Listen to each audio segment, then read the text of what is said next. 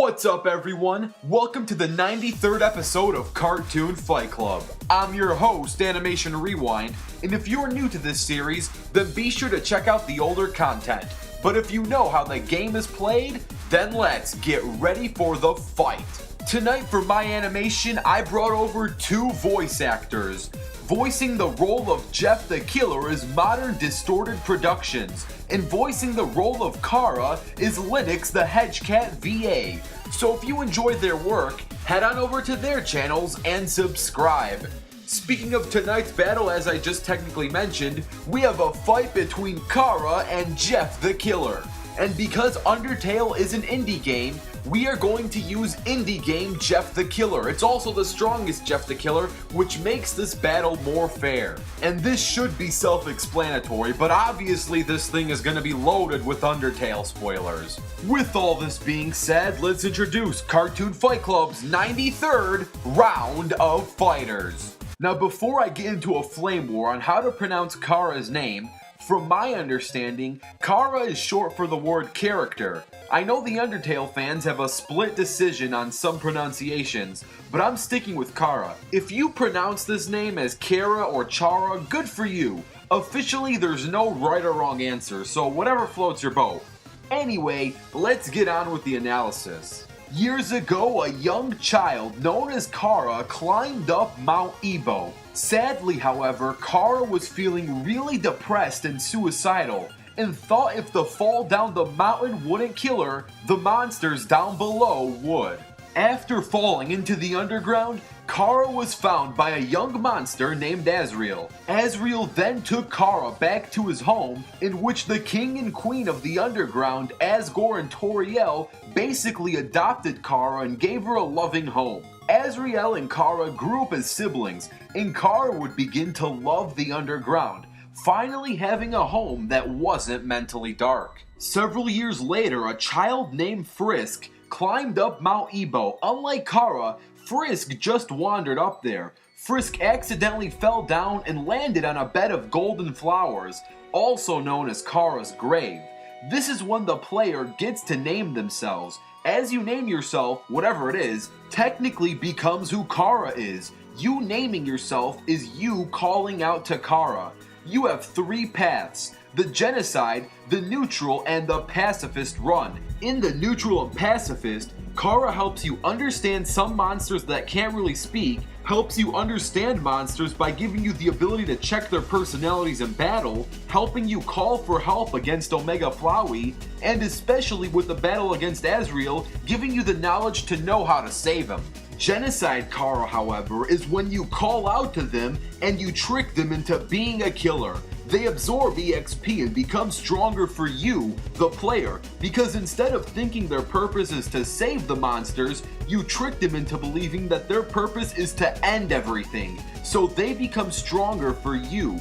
They even begin taking over Frisk, in order to help you become stronger, physically and mentally, by ignoring the NPC's true selves. And when you decide it's gone enough and try to stop them, they decide to continue your and their purpose by ending you, and will continue it, as well as the world. They decide you're no longer in control, take over Frisk and the Earth in one slash, along with all of its timelines, so they may move on to the next timeline becoming stronger. Genocide Chara is basically a Chara that the player fooled into believing that destruction and power is their main goal, a goal she will stop at nothing to pursue. They are by far the most determined character in the game, whether it's killing herself to free all monsters, helping the player in the pacifist, or ending the player and everything else in genocide. Overall, Chara is fast enough to dodge speed of sound gaster blasts, strong enough to damage godlike beings, and smart enough to trick Papyrus. Okay, tricking Papyrus is nothing special, but it is something Chara can do. From one genocidal slasher to another, let's discuss Jeff the Killer. And because Chara is an indie game character, why not use indie game Jeff the Killer? It's also the strongest version of Jeff the Killer. Anyway, before we start saying anything about Jeff the Killer, please know that there are over 15 different incarnations and storylines about Jeff. Each Jeff the Killer storyline has different backstories and different feats. Because Purple Guy is a video game character, we're going to use the video game Jeff the Killer from the Jeff the Killer indie game series. To sum up the whole Jeff the Killer story in one paragraph, Jeff was just an ordinary teenager living a normal life, but the day he moved into a new neighborhood with his older brother and parents, he began to change as he felt a sudden pain. Jeff the Killer was a guy who went crazy after being burned in a fire caused by bullies. His face was totally messed up from the fire, but later that night he fixed the problem by cutting a Joker-like smile into his face so he could smile forever. He then burnt off his eyelids so he could permanently stay awake. He then killed his family just because something inside him snapped and made him crazy, then he ran away. Legend has it, Jeff is still out there. The reason why Jeff can survive all these things is because he is possessed by an inner demon who craves the souls of innocent lives. Jeff's trademark weapon is his bloody butcher knife. He has been building up slaughter tactics and killing people with his knife for many years. He's actually so good with his combat skills, he can keep up with Slender Man. In fact, he is one of the only people to significantly hurt Slender Man, as he was fast enough to dodge his tentacles and slice through them. Jeff is very durable. He can survive multiple gunshots like it's nothing, and he enjoys hurting himself for fun.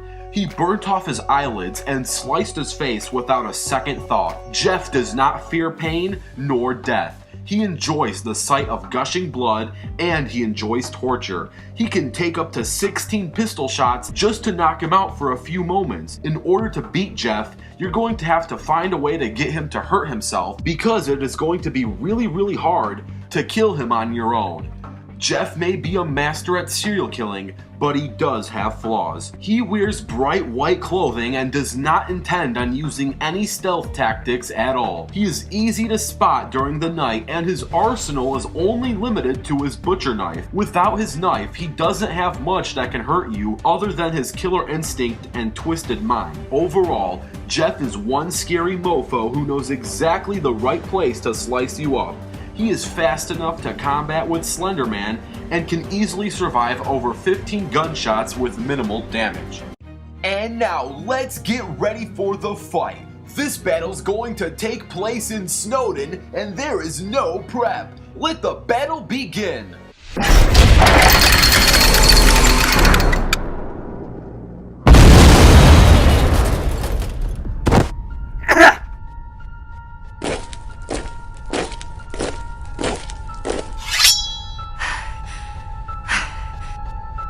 Oh wow, how original.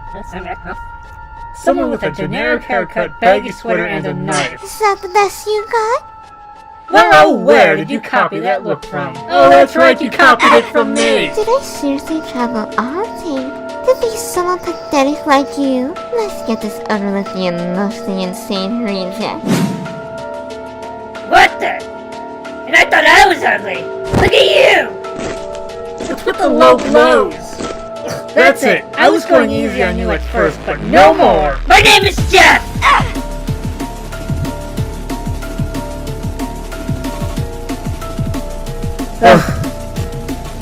Can't believe you. That's enough! I've had it with your pathetic cheap shots!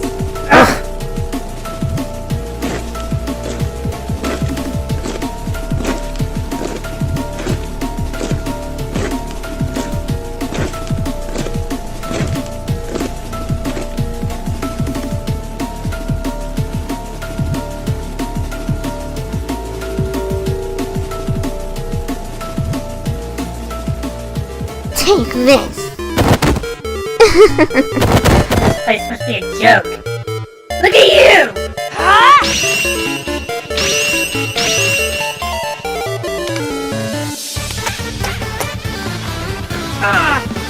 Ooh, I think you're gonna blink! You're right.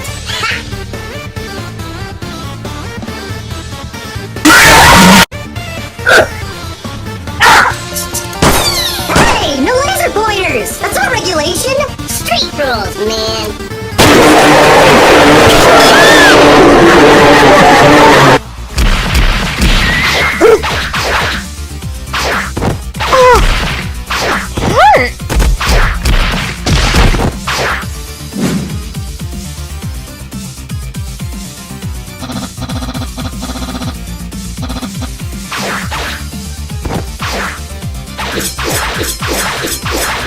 That was too easy!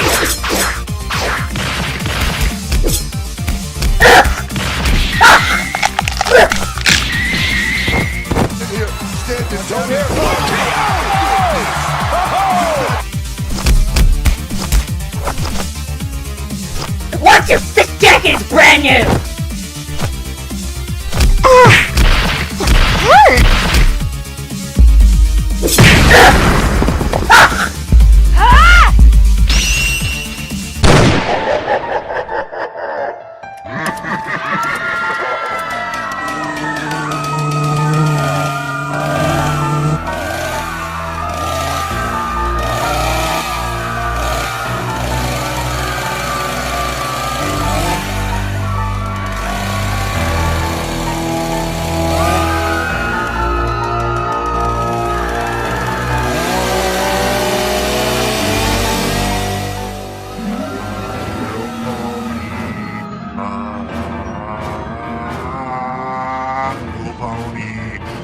Wonder what friendship could be, little pony.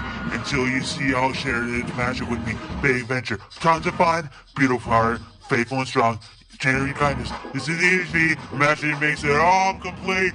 Oh yeah, my little pony.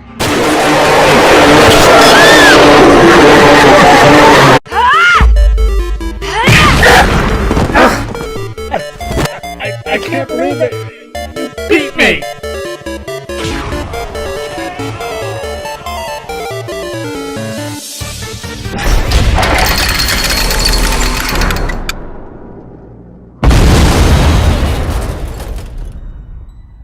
And it looks like Chara is the winner. Now, before we discuss why Jeff lost, I want to give some special thanks. Linux the Hedgecat VA played the role of Chara, and Modern Distorted Productions played the role of Jeff the Killer. Also, special thanks to Saiyan Warlord X for formulating tonight's script. If you enjoyed these works, head on over to their channels and subscribe. But now let's discuss why Chara is the winner. Okay, look, to be completely fair to Jeff, I gave him his strongest incarnation, which is indie game Jeff the Killer. This version of Jeff can tank and survive multiple gunshots like it's nothing, and is skilled enough to keep up with the likes of Slender Man in combat. And while all that is fine and dandy, comparing that to the killer crazy things Chara can do, it's not all that great anymore.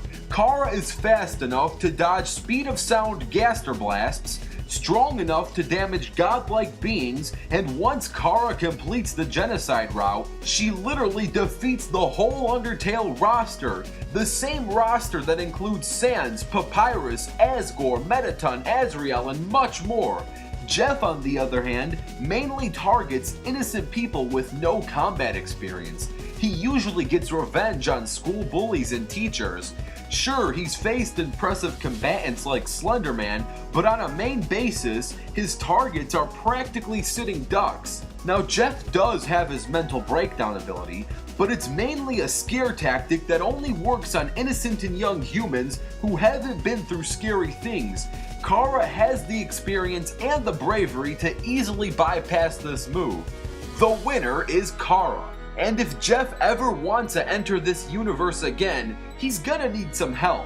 So if you want to see a total war between the Creepypasta universe and Undertale, you know what to do. Comment down below the word Total War, and if this episode gets 6,000 Total War comments, there will be a Total War. Also, don't forget to comment down your ideas for future Cartoon Fight Club episodes. And stay tuned, because the next fighters are going to be revealed on the next episode of Cartoon Fight Club.